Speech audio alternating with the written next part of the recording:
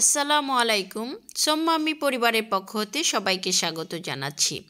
এখন শীতের সকাল, যারা যারা আমরা বাহিরে যাই, মেয়ে বলেন পুরুষ বলেন, সবার জন্যই অনেক উপকারী একটা ভিডিও হতে যাচ্ছে আজকে।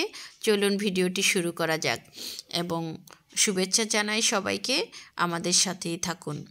তো যারা আমরা বাহিরে যাই, সকালবেলা উঠে রুটি করে কিংবা পরোটা করে সবজি করে সব কিছু মিলে রাখা যায় না, তখন আমরা যদি এরকম বেশি করে একটু রুটি বানিয়ে রাখি, তাদের সবার জন্য উপকার হয়।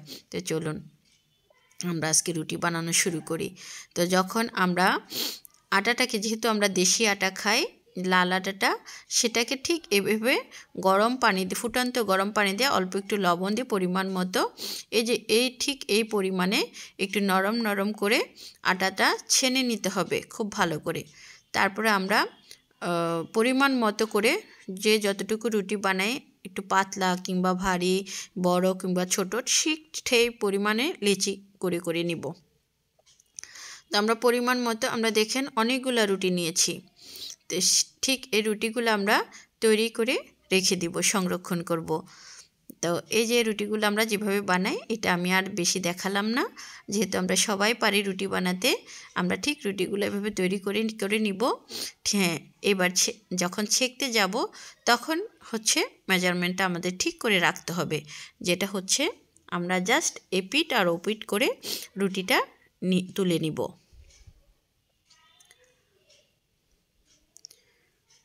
ঠিক এপিট ওপিট করে, আমরা একদম বেশি ভাজবো না রুটিটাকে। আমরা ঠিক প্রতিটা রুটি এভাবে, দেখেন আমি আরও অনেকগুলো রুটি নিয়ে নিয়েছি, ঠিক এভাবে তুলে নিব। এটাকে এবার খুব ভালো করে সবগুলি রুটি ঠিক এভাবে তৈরি করে নিয়েছি। যেহেতু আপনারা দেখেছেন যে আমি অনেকগুলো রুটি নিয়ে নিয়েছি, প্রায় 25-30টা রুটি আমি এভাবে তৈরি করে ফেলেছি।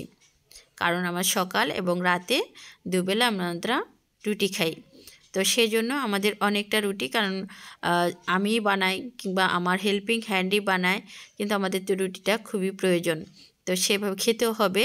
তো আমরা এভাবে ঠিক রুটিটাকে ঠান্ডা করে করে ছাড়িয়ে রেখেছি একটা জালির মধ্যে। তো এখন ঠান্ডা হয়ে গেছে, এবার আমরা রুটিটাকে সংরক্ষণ করার জন্য একটা রুটির বক্সে আমরা উঠিয়ে রাখছি। এই রুটিটা যদি মনে করেন আপনি যদি 1 মাসও রাখতে চান, তবু ফ্রিজিং করে সংরক্ষণ করতে পারবেন। যেহেতু আমরা এভাবে খাই, যখন সময় থাকে না, তাড়াহুড়ার মধ্যে এটা আমি রেডি করে রেখে দেই ফ্রিজে, তো চট করে আমরা এই রুটিটাকে এভাবে খেতে পারি। তো আপনারাও ট্রাই করবেন। আমাকে অনেকেই বলেছে, আপু আপনি যেভাবে রুটি সংরক্ষণ করেন, আমাদেরকে একটু ভিডিওটা দিবেন। তো আপনাদের উদ্দেশ্যে ভিডিওটা তৈরি করা।